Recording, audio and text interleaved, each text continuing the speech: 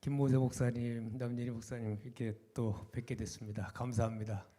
새 에덴 교회에 하나님의 축복이 늘 넘치시길 바랍니다. 밤늦게까지 하나님 사역하시느라고 늘 수고 많으신데 하나님이 큰 이 교회 위에 함께 하실 줄 믿습니다. 제가 10월 1일 국군의 날인데 국군의 날에 관련된 거를 준비하면서 해방 공간에서 있었던 남과 북 이렇게 제목을 붙였습니다.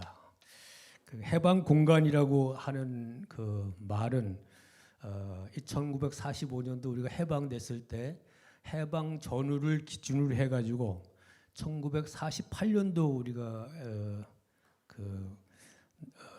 이승만 대통령이 나라를 건국하고 초대 대통령으로 취임하게 되는데 그때까지 일어났던 주요 사건들 하나님이 어떻게 역사했는가 이거 대단히 중요합니다. 이때 얼마나 많은 세계적인 그런 상황 속에서도 우리나라를 지켜준 하나님의 역사 이거를 우리가 알고 똑바로 그걸 기준으로 우리가 터전이 됐기 때문에 지난 76년 동안 우리나라가 발전했고 또 앞으로 발전해 나가는 근거가 되리라고 저는 생각합니다.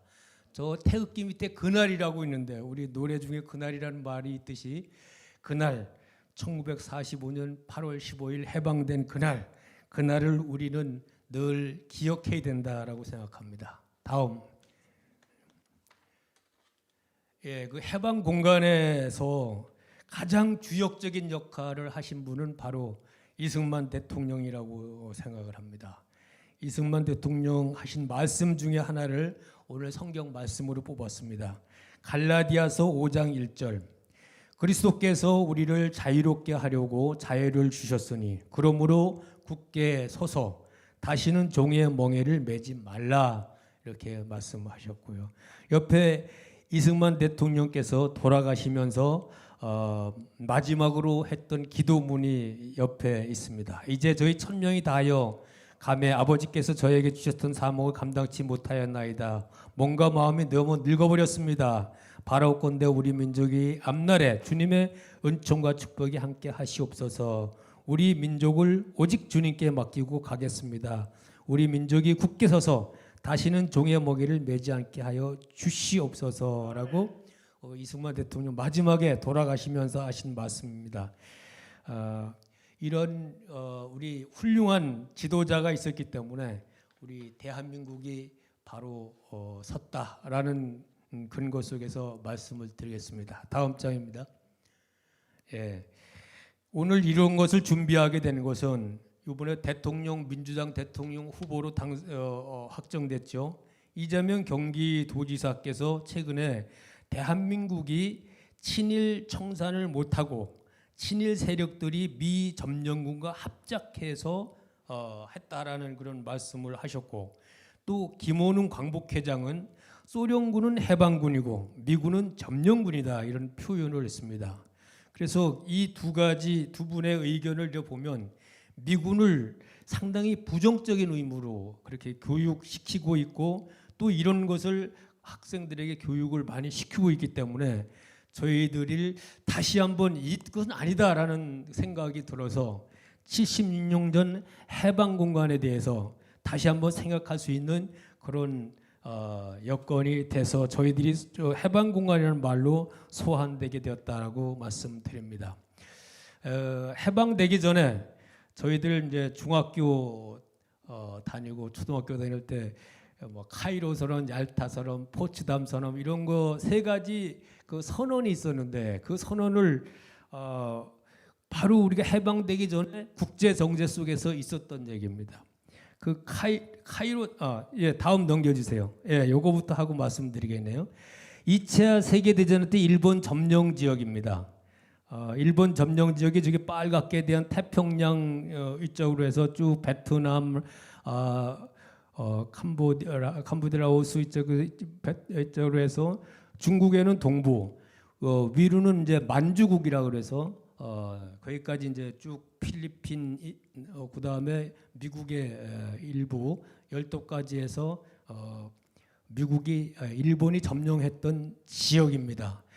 이 지역을 일본이 점령을 하고 나서 2차 대전이 끝나면서 세계 강국들이 일어나는 게 뭐가 있냐면 중국은 공산당이 생겼고요. 모택동이 49년도 국공합장을 하잖아요. 우리는 45년도 해방됐지만 그 사이에 중국의 공산주의 활동이 굉장히 활발했었고 소련이 또 공산주의 활동이 되게 셌었습니다. 이런 국제 여건 속에서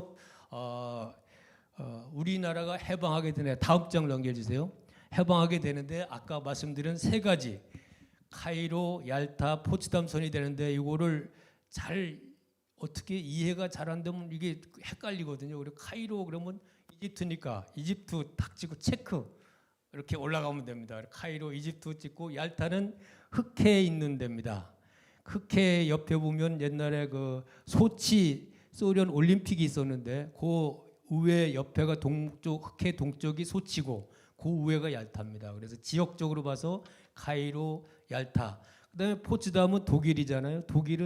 독일이 항복한 뒤에 거기서 회담을 했기 때문에 이게 연도별로 헷갈리면 카이로, 얄타, 그다음에 포츠담 이게 체크를 해서 올라가면서 외웠던 기억이 있습니다. 이 카이로 회담이 제일 먼저 1943년 11월 27일 날 있었는데 미국, 영국, 중국 3개국 원수들이 참여했었죠. 루스벨트, 처칠, 장개석 이렇게 도착했었는데 참석해서 회담을 했는데 중요한 것은 여기서 한국은 반드시 독립을 보장해야 되겠다라고 하는 그런 선언이 있었습니다. 예, 다음 장. 예, 두 번째 이제 1945년 8월 15일 날 해방되기 전이죠. 2월 4일에서 11일까지 얄타 아까 얘기했던 흑해에 있는 소련에 있는 지역입니다. 그 소련의 얄타에서 얄타 회담을 했었는데 이때도 루스벨트, 처칠, 장제스 세 사람이 참석해서 전쟁 수행과 전후 처리 문제, 유엔 창설 문제가 얘기됐었고요. 그다음에 독일 분할 점령 문제, 그다음에 전쟁 범죄 처리 문제, 그다음에 소련의 일본 참전 그때까지 안 했었는데 촉구하는 문제 하면서 이때 이제 얘기된 게 한반도를 그냥 하나로 통일시키느냐 아니면 분할 통치하느냐 하는 중요한 안건이 여기서 토의가 되는데 분할 통치하는 그런 얘기가 여기서 있게 됩니다. 그래서 남북한이 분할되는 최초의 여건을 마련한 것이 바로 얄타 회담이다라고 얘기할 수가 있겠습니다. 다음 장 포츠담 선언입니다. 포츠담 선언은 1945년 7월 17일에서 8월 2일까지 있었습니다. 그 사진에 보면 우회가 포츠담 선언, 포츠담 회담을 하는 그런 장면이고 밑에는 거기가 포츠담입니다. 건물입니다. 그 안에서 이제 회의를 한 거죠. 이때도 트루만, 처칠, 장제스, 스탈린 이렇게 4명이 참석을 해서 하게 되는데 스탈린이 여기 처음 참석하게 됩니다. 근데 여기서 소련 선전포고를 하게 되고요. 그 다음에 한국은 중요한 게 있습니다. 이제 일본이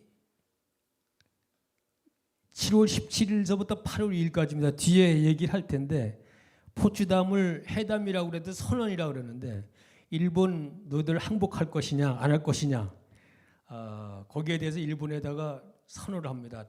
지금 너희들 안 그러면 원자포탄 터리들이해서 누굴 항복할 거야 안 할 거야 했는데 일본이 거부를 했습니다. 그래서 포츠담 선언 있는 동안에 7월 17일에서 8월 2일 그 동안에 대단히 중요한 여러 가지 일들이 일어나게 됩니다. 요 포츠담 선언은 1945년 5월 8일 날 독일이 항복했기 때문에 독일 항복한 이후에 포츠담 독일에서 모여가지고 일본에 대한 어떻게 처리할 거냐에 대한 회담을 했던 겁니다. 예, 다음 장이요. 중요한 이제 히로시마 원자탄이 떨어지는데 아까 얘기한 8월 2일까지 포츠담 선언을 했잖아요. 근데 포츠담이 투하 결정을 한 거는 포츠담 선언 중인 7월 24일 날 히로시마가 하든 어디다 하든 일본 지역에 포탄 투하를 한다는 게 7월 24일 날 결정되고 일본에게 항복 권고한 거는 7월 26일입니다. 근데 여기 이제 히로시마의 원자탄 8월 6일 날 떨어지게 되는데 그 미국의 B-29 에놀라 게이라는 비행기가 2대가 떠가지고 이제 그 히로시마를 공격하게 되는데 미국 본토에서부터 비행기가 온 게 아니고 지도에서 보듯이 괌에서 밑에 있는 게 괌입니다. 괌에서 떠가지고 히로시마로 날아가는데 비행기 2대가 갑니다. B-29 에놀라 게이라는 2대가 올라가는데 그 밑에 있는 원자포탄 이름이 리틀보이 꼬마라는 그런 원자포탄입니다. 왜 비행기 2대가 가느냐면 비행기가 갈 때 똑같은 포탄을 하나씩 다 실었는데 한 군데는 포탄이 없고 한 군데는 가짜고 하는 진짜 원자포탄인 거죠. 똑같이 떨어뜨렸는데 어느 비행기에서 떨어졌는지 몰라요. 본인들도 모르고 조종사도 몰라요. 다만 2대가 올라가서 떨어뜨리고 왔다는 것만 알고 비행기는 돌아오게 됩니다. 거기가 이제 히로시마인데 이 히로시마를 결정한 것은 일본 최대 군항인 구레, 물자, 부품물을 공급하는 그런 최대 공업 도시였고 거기에 육군본부도 있고 그래서 거기에다가 이제 폭발 투하했는데 군인이 2만 명, 민간인 10만 명. 이 당시에 히로시마에 있던 조선인도 한 3만 명 정도가 사망하고 피해를 입었던 것으로 이렇게 됩니다. 이것이 원자폭탄입니다. 그래서 이 히로시마의 원자포탄이 이때 떨어졌다라고 한 8월 바로 6일이죠. 예. 다음 장. 이제 여기 소련의 만행이 이제 그 다음에 8월 8일입니다. 8월 6일 날 원자포탄이 떨어졌는데, 예. 8월 8일 날 되니까 소련이 이제 그 선전포고라 저거 신문에 밑에 보면 신문 나온 거 보면 소련 대일 선전포고 이렇게 나와요. 일본한테 선전포고하면서 그 위에 있는 전차가 T-34 전차 6.25 때 우리나라에 많이 같이 남침했던 그 전차입니다. 그 전차를 몰고 만주국을 포함해서 중국으로 진격해서 그런데 일본은 뭐 소련이 들어오자마자 원자포탄이 이미 8월 6일 떨어졌기 때문에 이거 그냥 다 철수하고 싸울 의지가 없는 겁니다. 거의 어떻게 할 수 없이 다 나가는 그 가운데 소련군이 들어왔는데 그 들어온 소련군이 해방군이냐 여기서 미군은 점령군이다 이렇게 얘기를 하는데 그 당시 들어온 미국이 오라 그래서 들어온 거고 미국은 일본 전체 태평양 전체를 지금 다 이렇게 관할해서 일본 본토를 정리해야 되기 때문에 이 만주 중국 일대에 관련된 거는 소련이 좀 이렇게 정리를 해주길 바라고 오라 그랬는데 그런 거를 갖다가 우리 무슨 해방군이다라고 얘기를 하죠. 그래서 소련도 똑같이 어큐페이션 똑같은 점령이라는 말을 썼지만 우리나라에서는 쓸 때 해방군이라고 얘기를 하고 있습니다. 그래서 북한이 소련이 8월 8일 날 공격해서 들어왔다라고 하는 겁니다. 다음 8월 9일 날 하루 있다가 바로 나가사키 원자포탄이 떨어지게 합니다. 그 B-29 복스카라는 21킬로톤급 플라토늄 핵폭탄으로 떨어지게 되는데 그 포탄 이름이 패트맨 뚱보라고 그럽니다. 저 좀 흐려서 잘 안 보이죠? 뚱보라고 하는 그런 핵폭탄인데 원래 떨어지려고 한 곳은 그 히로시마하고 나가사키하고 사이에 고쿠라고 하는 데가 있습니다. 해변가에 거기에 떨어뜨리려고 비행기가 날아갔는데 기상이 악화돼서 보이질 않는 거예요. 밑에가. 그래서 안 되겠다. 그래서 기술을 남쪽으로 보이는 데까지 돌려라. 그래서 돌린 지역이 나가사키입니다. 그 규슈의 최서단에 위치한 아름다운 항구 도시라는데 여기도 군수품, 선박, 무기, 전쟁 물자가 생산한 그런 도시인데 거기에 떨어뜨리게 된 겁니다. 사진에 보면 그 나가사키 평화공원에 이렇게 손을 하나는 옆으로 대고 하나는 위로 올리고 있는데 그 위에는 희생자의 명복을 빈다 그러고 옆으로 한 건 평화를 상징한다. 이렇게 해서 그 동상을 만들어 놨다 그럽니다. 그래서 일본 사람들이 나가사키에 가면 저기서 참배를 많이 한다고 하는데 그 밑에 보면 종이학이 있습니다. 들어가는 입구에 있는 내용은 사다코라는 사람이 1,300개의 종이학을 줬다. 일본 사람들이 우리나라에서 종이학을 그렇게 행운의 숫자기보다도 좀 이걸 해서 그 원자폭탄의 피해자들이 좀 살기 위해서 얼마나 노력했나 하는 것을 알 수 있을 정도로 원자폭탄을 기억하면서 종이학을 접었다 그래서 저기에 그 내용이 거기에 기록되어 있고 전시가 되어 있다고 그럽니다. 예, 그건 그 다음.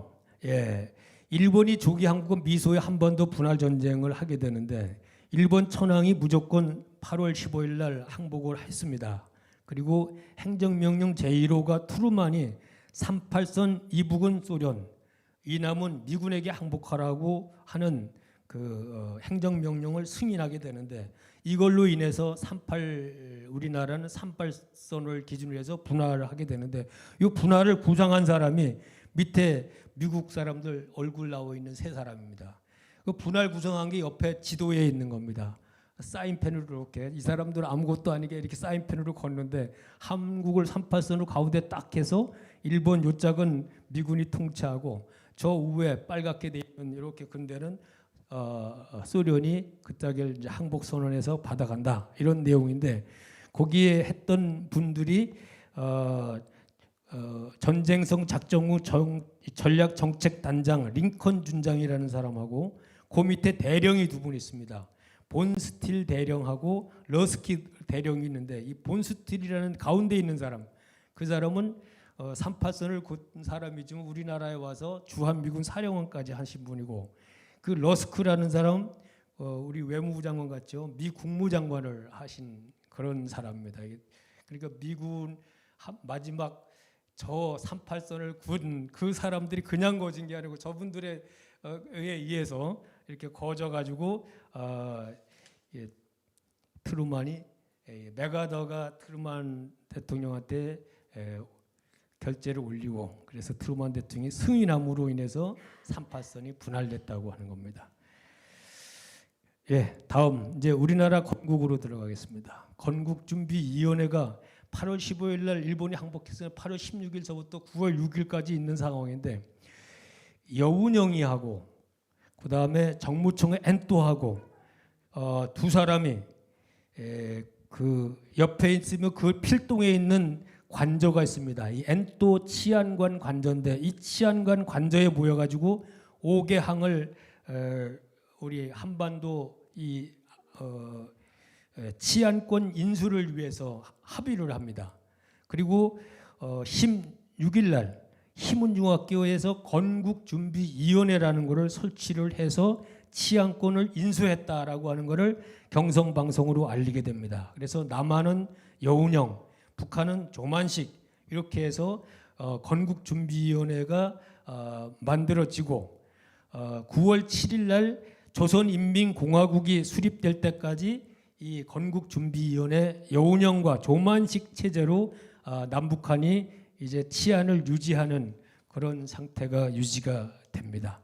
그래서 최초 9월 7일 날 조선인민공화국이 먼저 만들어지게 됐다라고 하는 것을 기억하시면 되고 그 옆에 사진은 여운형 씨가 건국준비위원회를 16일 희문중학교에서 설치한다고 하는 것을 그 사람들 같이 이렇게 공포하고 토의하는 그런 내용입니다. 예, 다음 소련군이 평양에 들어오게 되죠. 그들이 얘기하는 해방군이라고 그랬는데 소련 진주한 북한에서 북한에 들어온 소련군은 그야말로 붉은 군대로 약탈군이라고 이 당시에 얼마나 많이 소문났는지 소련의 북한에 대한 경제적 수탈을 보여주는 여러 가지 문건이 있는데 그중에 대표적인 문건 몇 가지가 옆에 소개되어 있는 그런 문건입니다. 이렇게 해서 수탈을 북한에 대한 뭐 발전소, 산업시설 할 거 없이 전부 다 뺏어가고 수탈을 해놓고 그런 약탈군을 무슨 해방군이라고 그랬는가라고 얘기를 하고 있고 그 다음에 이제 인민위원회를 이 소련군이 설치를 하게 되는데 인민위원회를 설치하면서 이제 북한은 완전히 소련계 공산주의 계열이 장악하게 되고, 옆에 이제 텔레비에 나오는 평양 시민 군중대 사진입니다. 여기에서 이제 김일성 대위가 공산당 책임 비서로 임명되면서 제일 1인자로 이제 활동을 시작하게 됩니다. 다음, 조선인민공화국이 9월 6일 날 설치가 돼서 9월 7일 날 이제 박헌영이 조선인민공화국을 선언하게 되는데, 옆에 신문에 보면 조선인민공화국 정부 발표해가지고 조선인민공화국이 뭐 남북한 이렇게 해서 하는 게 남한 내에 조선인민공화국이 만들어진 겁니다. 여기에 주석이 이승만, 부주석이 여운형, 뭐 국무총리 허건, 내무부장 김구 이렇게 해서 쭉 만들어져 가지고 남북한이 전부 조선인민공화국으로 이제 바뀌어 가지고 이게 뭐 남한 내에 이때 막 설치되어 있는 이런 모든 제도가 공산주의화 돼가는 그런 상태였습니다. 그런데 이제 9월 8일 날 미군이 인천에 입항하게 됩니다. 하지 중장이 미군이 이제 9월 6일 날, 이때까지는 다 공산당이 다 설쳤습니다. 이승만은 아직 우리나라에 오지도 않았고요.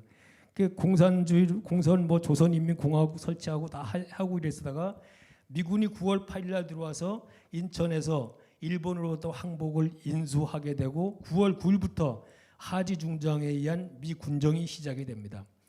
그리고 후에 9월 14일 날 인민공화국 선언 내각 강령 시행 발표 다 이렇게 해서 인민공화국으로 다 설치됐던 그런 것들이 10월 10일 날 아놀드의 공식 인민공화국에 대한 모든 사항을 부정한다 하고 미 군정에서 다시 발표하게 됩니다.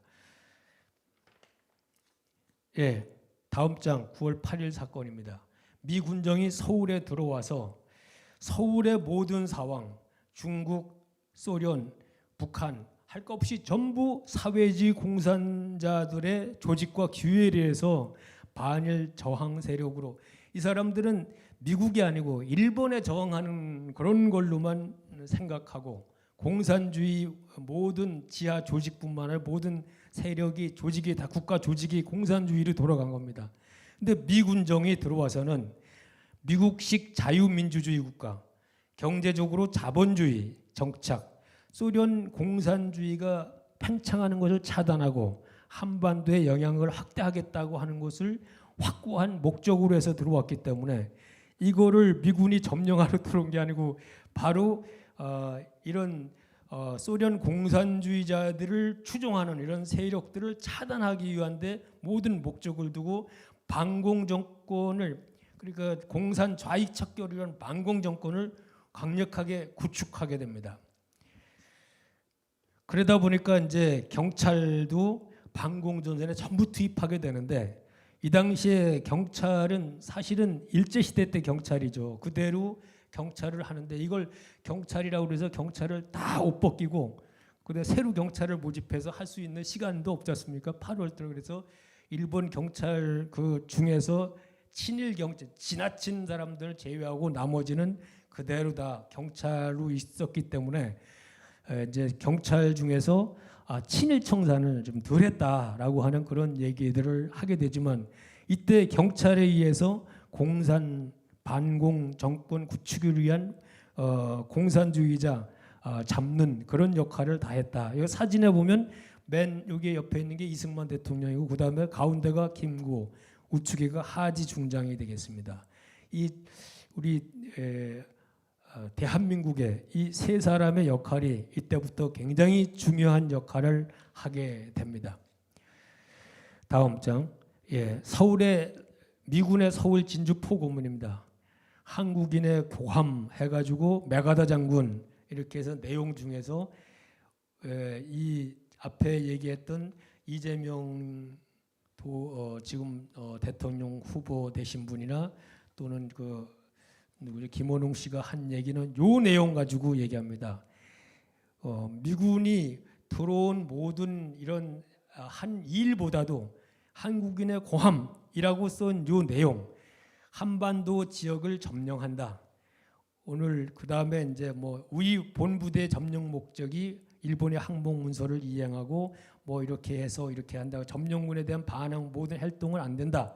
하고 공식 요 내용을 5가지를 메가드상국이 선포하는데 요 내용을 기초로 해서 미군은 뭐 점령군이다 이렇게 얘기를 하죠. 전쟁이라고 하는 것은 전쟁이 끝나고는 뭐 점령을 하는 건 당연한 그런 내용인데 그거를 이제 반대로 소련은 해방군이고 우리는 점령군이다 해서 학생들에게는 나쁜 인식, 미국에 대한 어떤 나쁜 인식을 이렇게 주어지기 위한 그런 교육 목적으로 이용되기 때문에 이 내용이 이렇게 하더라도 실제로 미국이 한국을 점령해서 뭘 하겠다는 것보다도 그 당시에 우리 남한 내에 자유민주주의와 자본주의 국가 그리고 이런 2차 대전 때 일본을 항복시킨 그 이후에 미국식 자유민주주의 체제를 확고하게 유지해 나가야 된다 하는데 목적을 두고 그 중요한 거는 그 밑에 있습니다만은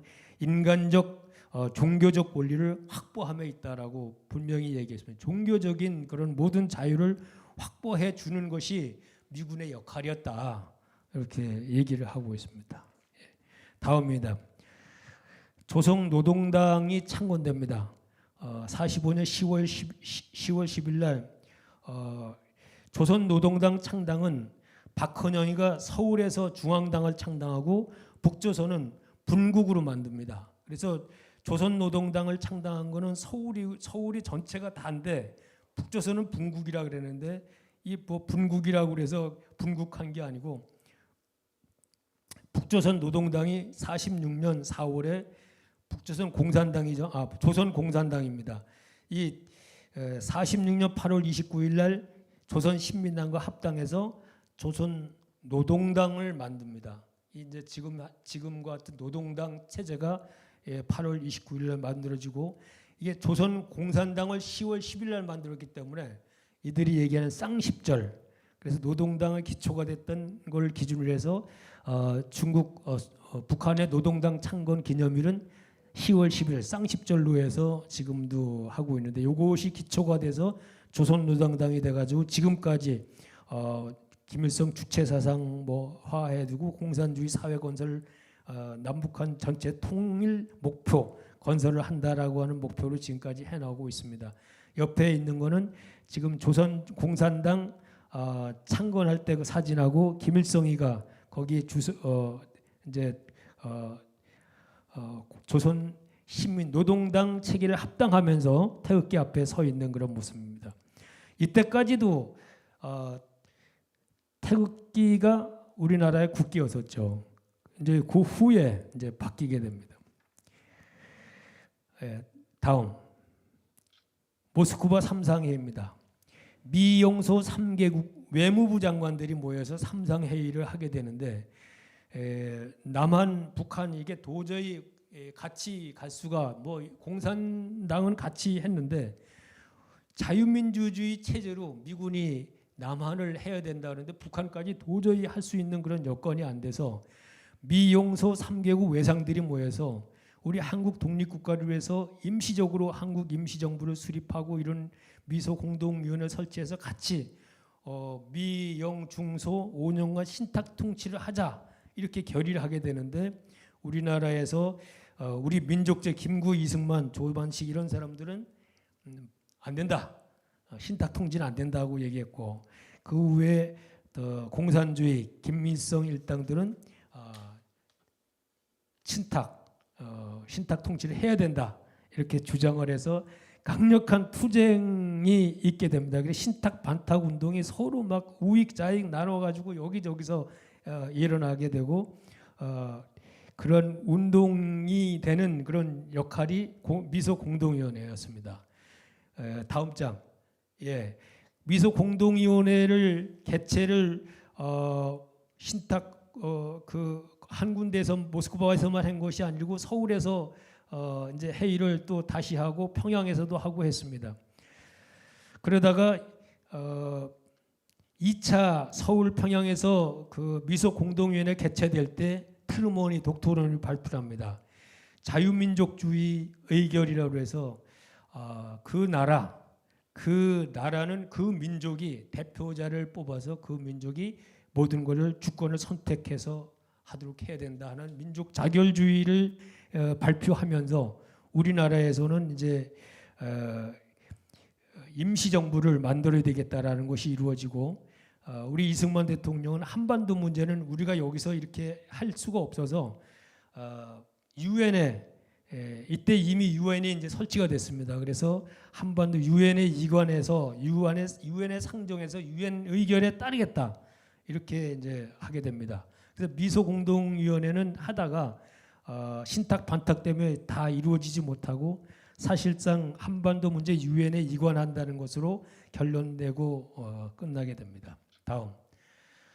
그다음에 북한 40년 2월 8일에 북한에서 단독 정부가 수립됩니다.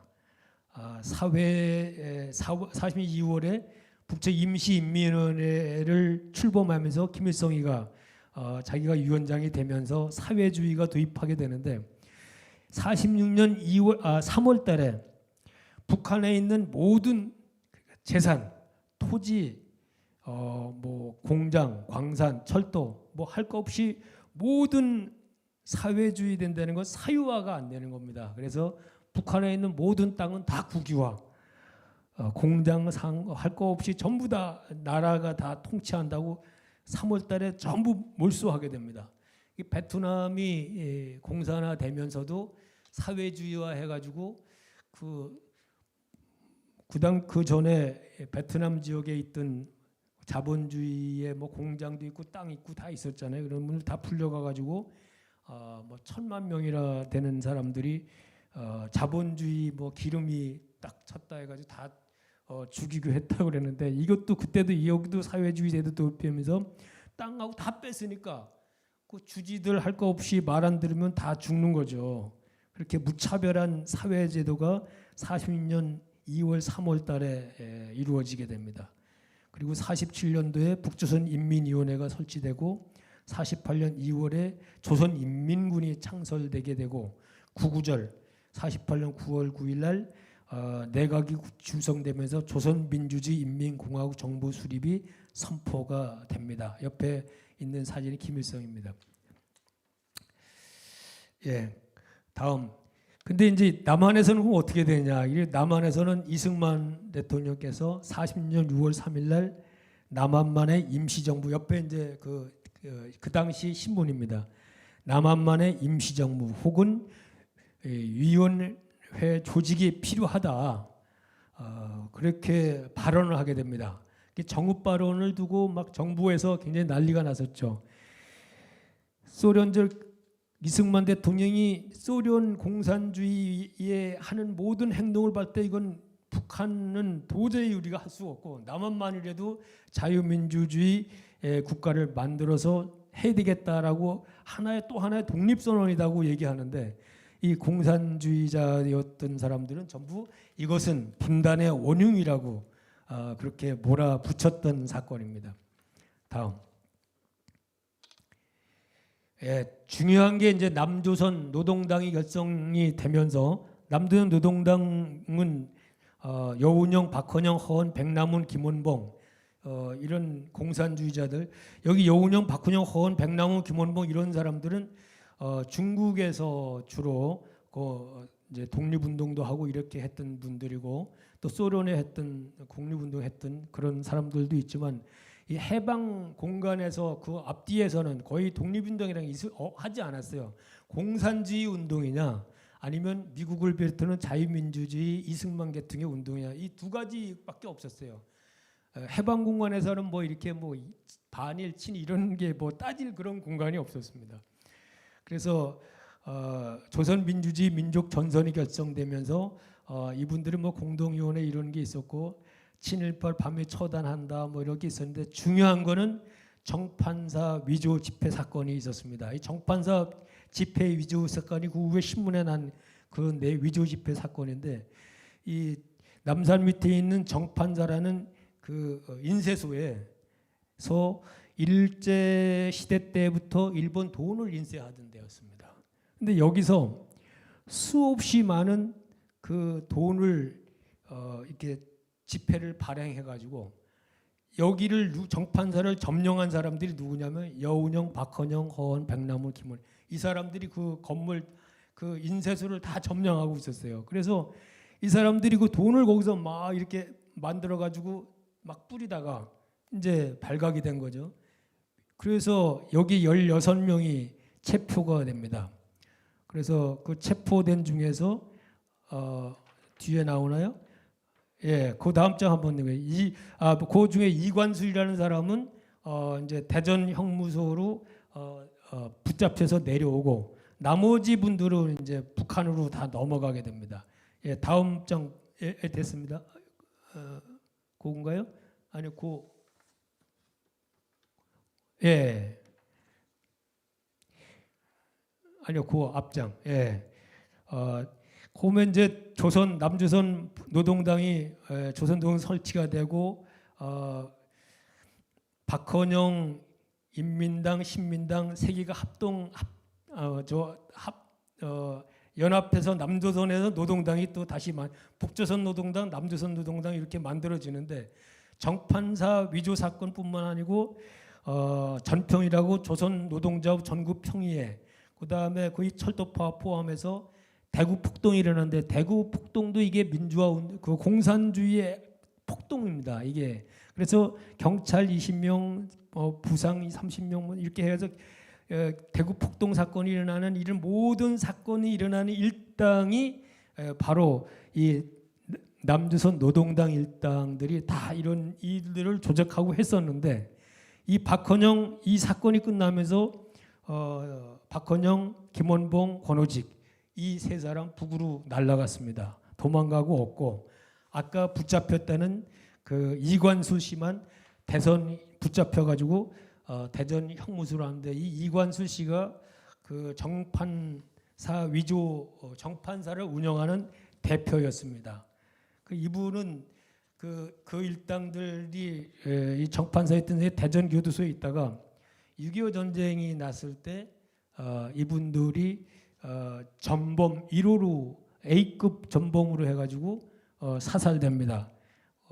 우리 대전에서 국군 누구에 의해서 거기 A급, B급 대전 교도소에 있던 사람들은 전부 사살하라 해가지고 사살하게 되는데 이때 이 잡힌 사람들도 전부 사살하게 되는 그런 사건이 있었습니다. 다음 한국 문제 유엔 상정이죠. 47년 9월 17일 날 한반도 미소 공동위원회에서 한반도 문제가 유엔에 이관되고 이제 안 되겠다고 유엔에서 막 할 때 김구가 북한을 방문하는데 그 당시에 김구가 북한 할 때 38선에서 찍은 사진입니다. 옆에 그 아들하고 비서하고 이렇게 찍었다고 얘기를 하죠. 11월에 유엔 감시하에 남북한 총선거가 실시가 되고 48년 1월에 유엔 한국 임시위원단이 입국해서 하게 되는데 소련 유엔군이 우리나라의 유엔 감시위원단이 한국에 들어오는 거에 대해서 소련은 안 된다. 북한에는 오지도 못하게 절대 막고 그러니까 어떻게 할 수가 없어요. 그래서 유엔에서 감시 가능한 지역에서만 총선거를 실시하자 이렇게 48년 2월달에 결정하게 됩니다. 그 유엔 본부에서 의결하는 그런 내용입니다. 사진 그렇고요. 다음 48년 5월 10일 날 유엔 한국 임시위원단이 중국을 포함해서 8개국으로 구성돼서 한국에 와서 한국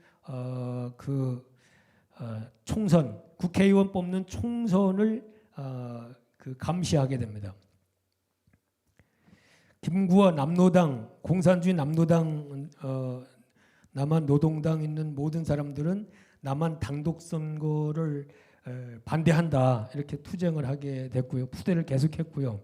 그다음에 단선 철도 이런 총파업을 하고 제일 중요한 건 이때 일어났던 게 48년 4월 3일인데 5월 10일 날 선거하는데 4월 3일 날 새벽 2시에 남노당 제주도당 무장대 350여 명이 제주도 내 12개 경찰 지서 전부 습격을 하고 우익단체 요인을 습격해서 다 공격해서 살해하는 그런 사건이 일어나게 되는데 이게 제주 4.3 사건의 시초입니다.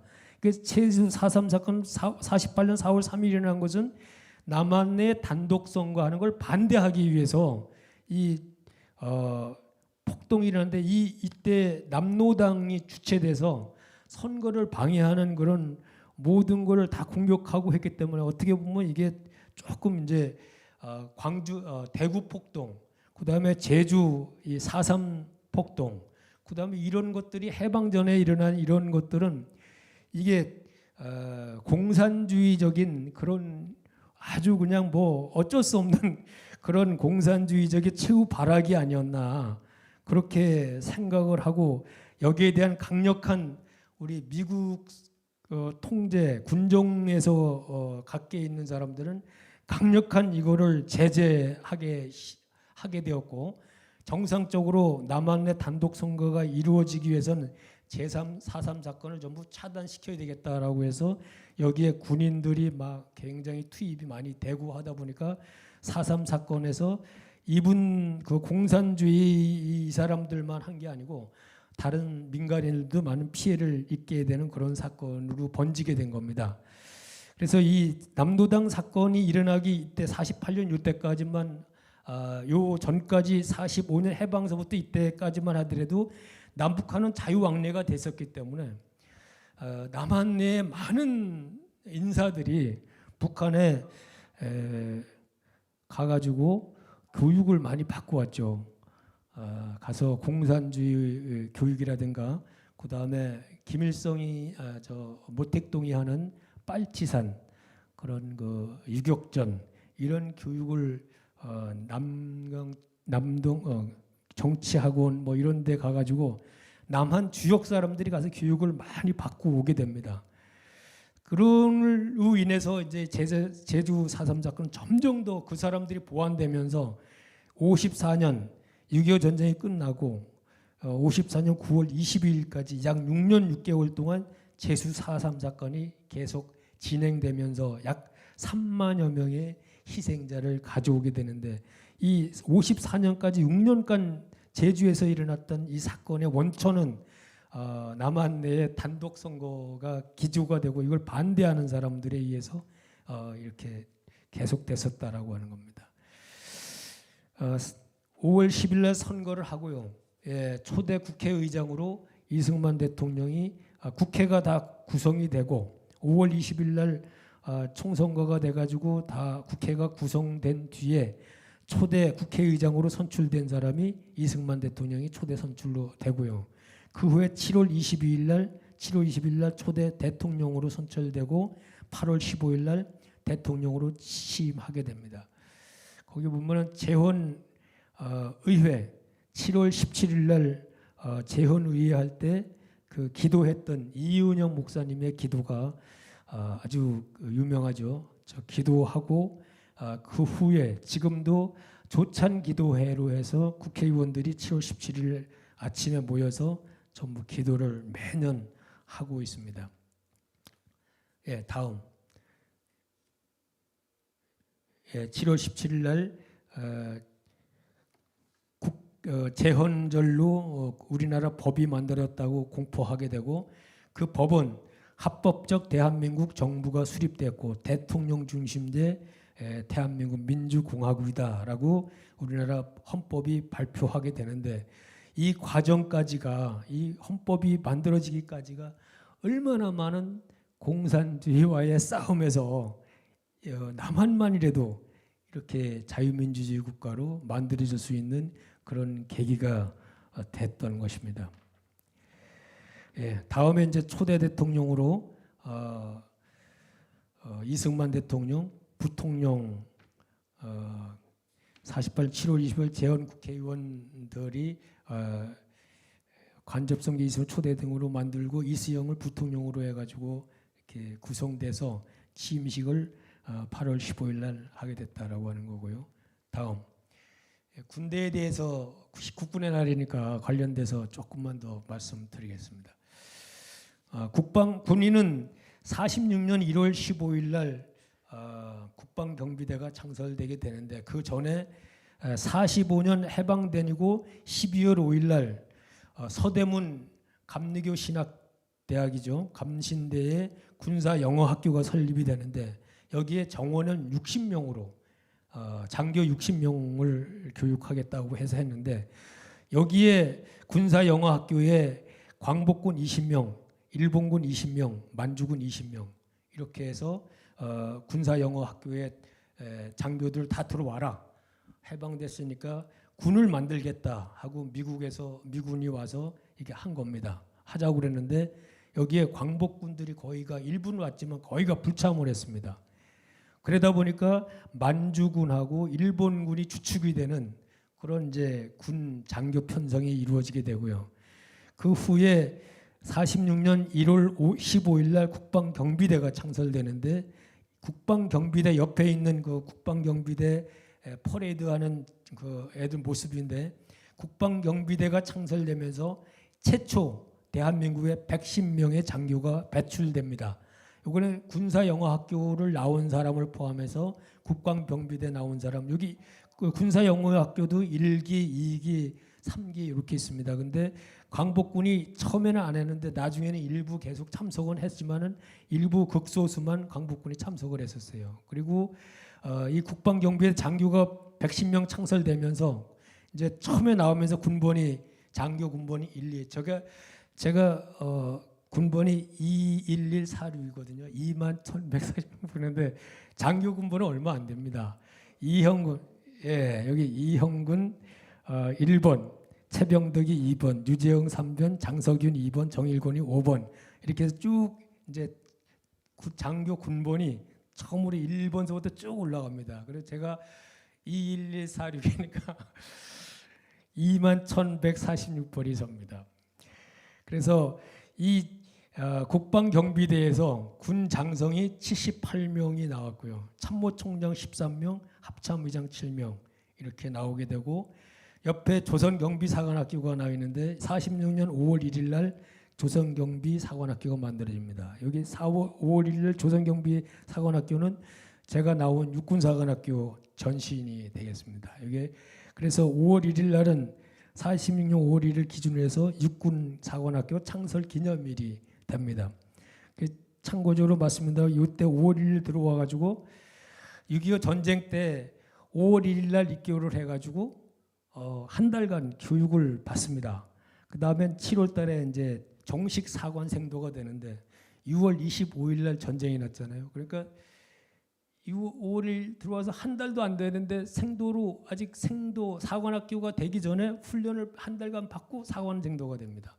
근데 사관생도가 되기 전에 전쟁이 나다 보니까 이게 한 달간 교육을 다 못 받은 사람들이 태릉 그 북한 거기 전쟁에 참여를 하게 되죠. 생도를 집어넣는데 그 길을 그러니까 11기가 아니고 육사 11기 그러면 전두환, 노태우, 뭐 다하시네 이런 분들이 11기인데 그 10기하고 11기 사이에 불멸기가 있습니다.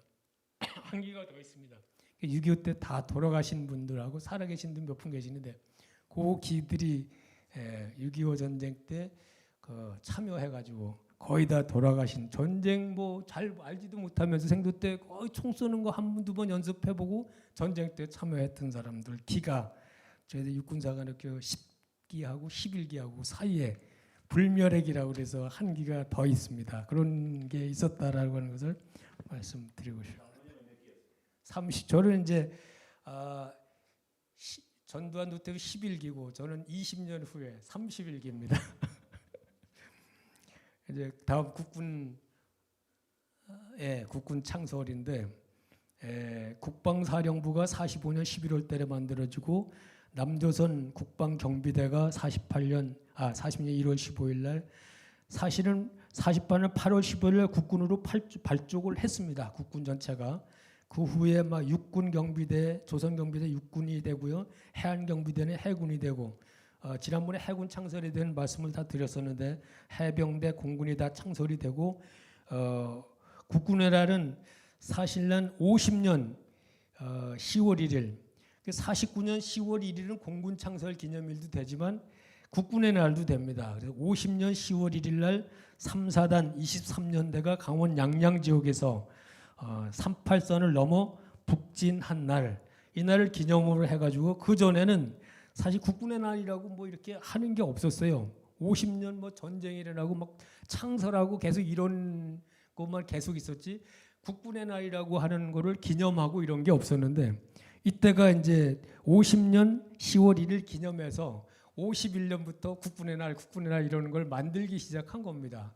그러다 보니까 50년 10월 1일 3, 4단 23년대가 우리 38선을 넘어서 북진한 날을 기념해서 국군도 완전히 다 창설됐고 전투에 참여한 걸로 기준으로 해서 이제 국군의 날이 됐습니다. 국군 준비대라고 옆에 이제 있었는데요. 사실은 그 후에 보면 96개 유사 군사 단체가 있었다는데 해방이 되면서 수많은 군사 단체가 막 여기저기서 막 만들어졌습니다. 그 중에 제일 큰 게 국군 준비대인데 이 국군 준비대가 현재 있는 군대보다도 더 큰 조직으로 이루어졌었어요. 그 조직이 공산주의 군인입니다. 박헌영, 김원봉, 여운형 이런 사람을 주축으로 해가지고 국군 준비대가 만들어져 가지고 우리나라 군대는 아닌데 정상적인 군대는 아닌데 이분들이 그냥 굉장히 막 사회에 와가지고 깡패 같은 짓거리 뭐 사회 막 뭐 지서 경찰서 습격하고 지리산 어디 가고 이런 역할을 굉장히 많이 했는데 46년 1월 5일 날 이 국군 준비대가 해체되는데 그때까지 일어나는 그 일제 시대 때부터 이때까지 일어나는 모든 사항을 야인 시대라고 그 전에 아마 TV에 방영됐었는데 그때 야인 시대에 방영할 때 김두한 뭐 그런 분들이 나와가지고 활동하는 모습이 거의 그때 야인 시대에 나온 그런 분들은 이 국군 준비대, 공산주의적인 군대 해체됐는데 이분들이 끝까지 계속 있었고 이분들 때문에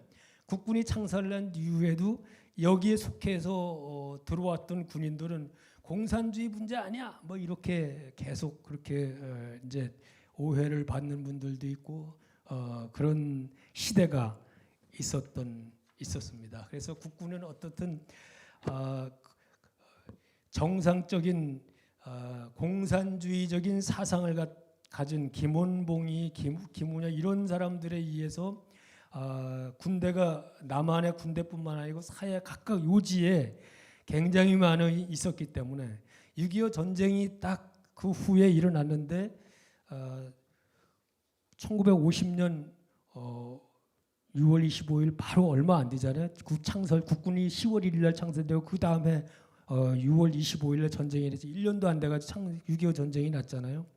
그 전쟁이 일어나는 과정에서 사실은 미군이 왔지만 대전 지역 전투를 할 때 대전에 와서 전투를 제대로 못하고 거의 다 미군이 거의 패하고 말았습니다. 패하고 마른 이유가 너무나 우리 남한 지역 내에 북한 공산주의자들의 활동이 너무 컸다.